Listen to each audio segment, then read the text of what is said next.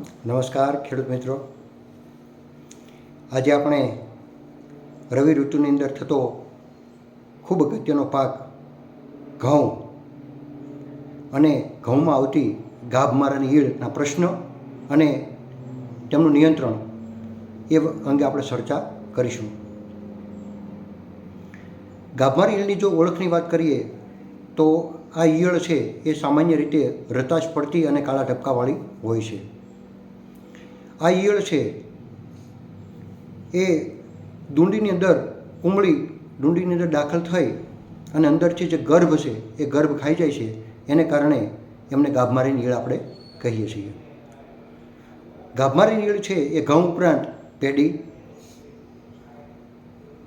મકાઈ, જુવાર તેમજ લાંબા પાન અને તંતુમૂળ ધરાવતા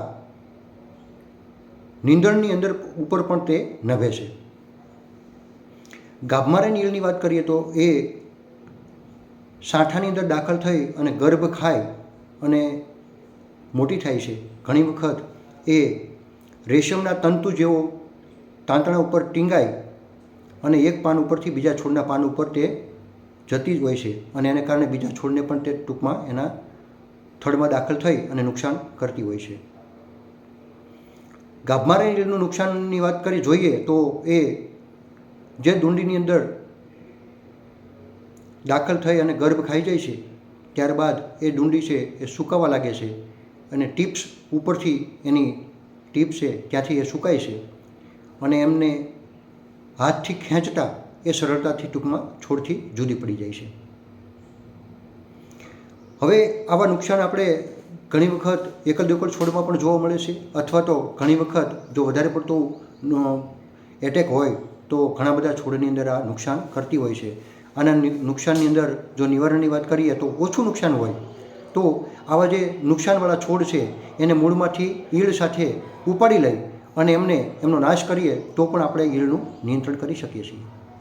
જો વધારે પડતું નુકસાન ન હોય અને જો જૈવિક નિયંત્રણ કરવું હોય તો આપણે નિમાસ્ત્ર છે, બ્રહ્માસ્ત્ર છે, અગ્નિઅસ્ત્ર છે, 10 પરની અર્ક છે, બીવરિયા બાજેના છે, એમનો પણ આપણે છંટકાવ કરી અને જૈવિક રીતે આપણે આ ઈયળનું નિયંત્રણ મેળવી શકીએ છીએ. જો વધારે પડતું નુકસાન હોય તો એવા સંજોગોની અંદર ક્લોરોપાયરીફોસ 25% EC 40 ml પ્રતિ પંપ અથવા ક્વિનાલફોસ 25% EC 30 ml પ્રતિ પંપ અથવા ક્લોરાન્ટ્રી નીલોપ્રોલ 18.5% SC 6 ml પ્રતિ પંપ પાણીમાં મિક્સ કરી અને જો છંટકાવ કરીએ તો પણ ખૂબ સારું એવું આપણે નિયંત્રણ મેળવી શકીએ છીએ. આ છંટકાવ છે એ 2 વખત વાવેતરથી 45 દિવસ અને 55 દિવસના ગાળામાં 2 વખત જો છંટકાવ કરવામાં આવે તો આ ગાભમારીની ઈયળનું નિયંત્રણ છે એ ખૂબ સારી રીતે આપણે મેળવી શકીએ છીએ. આભાર.